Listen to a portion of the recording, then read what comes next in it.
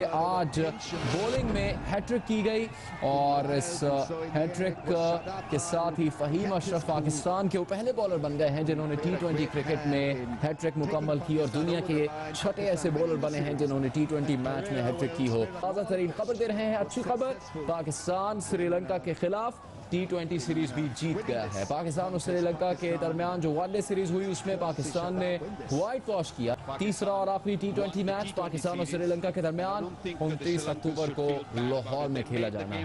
की जाए तीसरे टी20 मैच की तो उसके लिए भी भरपूर तैयारियां की जा रही हैं, इंतजाम किए जा रहे हैं। लाहौर भी सज चुका है और लाहौर के कजाफी स्टेडियम में ये मैच होगा तीसरा टी20।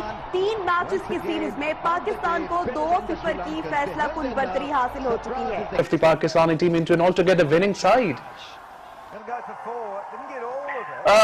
Not just the youngsters, I think Sarfaraz as a captain has brought new dimensions to the team because he's totally been amazing. You know, the way he leads these guys, there's been a lot of question regarding Sarfaraz as a captain about his aggression, but I think he's been doing a superb job and he's actually put this team together and youngsters as well, but then again, you know, these youngsters have been performing in the domestic circuit for quite some time.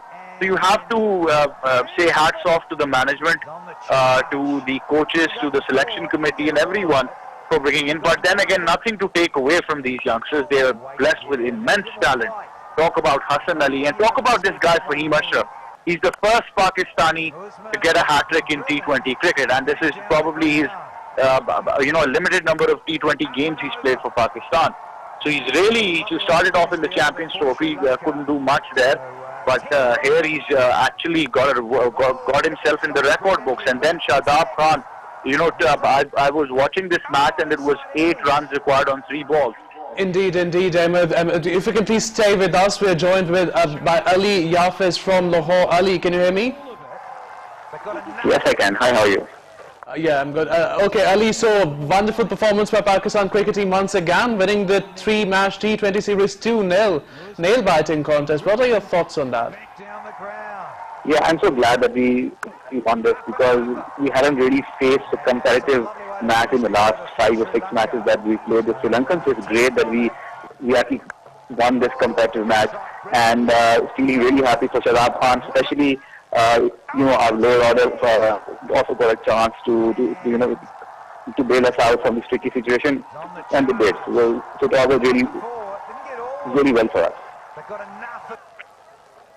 Since our win at the ICC World Cup, we have been on a roll. I mean, we've been winning so many matches, and we're also leading the series by 2-0. What are your expectations from the 3rd match?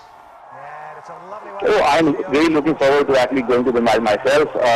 I think the match will be full, and I just hope that the top 4 score more runs.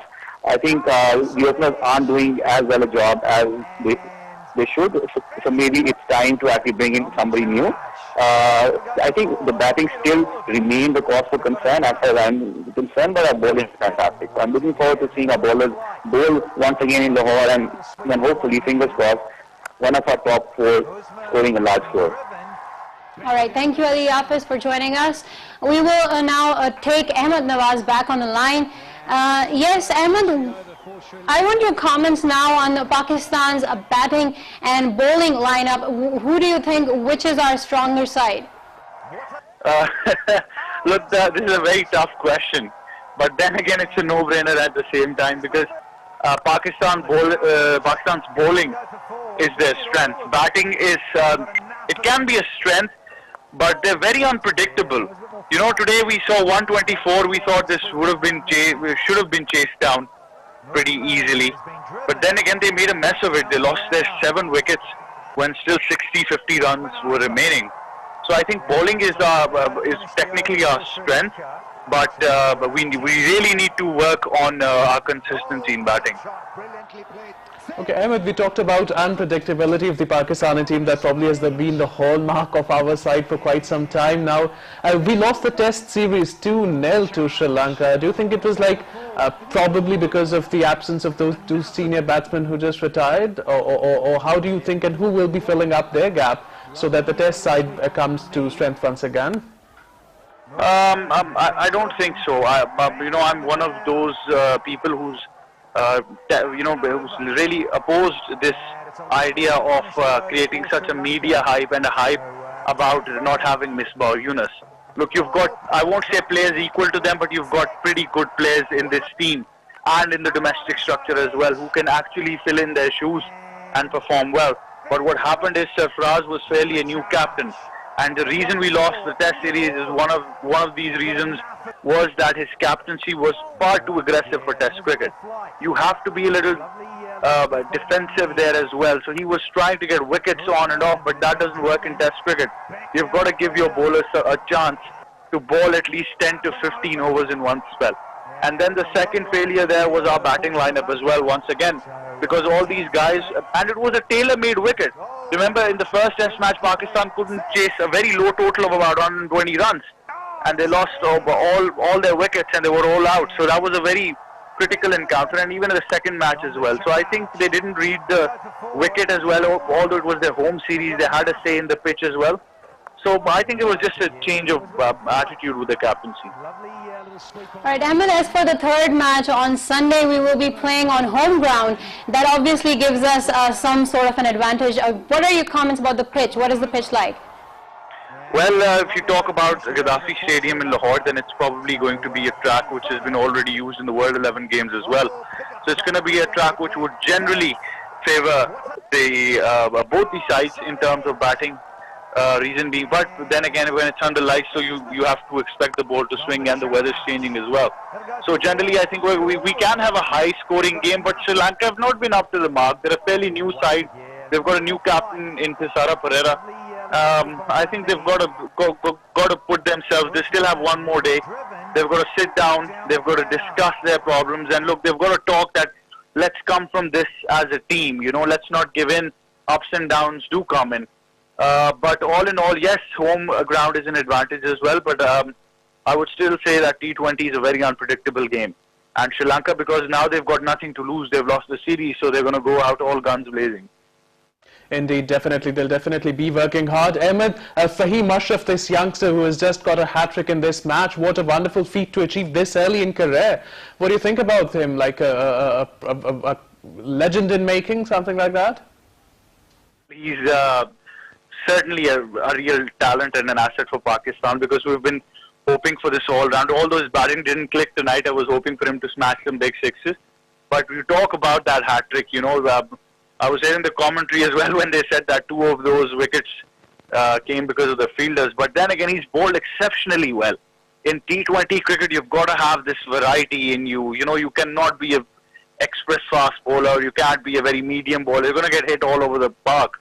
But he is really, really, working hard, and he's really trying his level best to fill in these shoes, or probably get even closer to legendary all-rounders we've had like Abdul Razak. But still a long way to go. A hat-trick is obviously a dream for any fast bowler. You know, just playing for your country is a dream, but getting a hat-trick is one of the twilights of your career.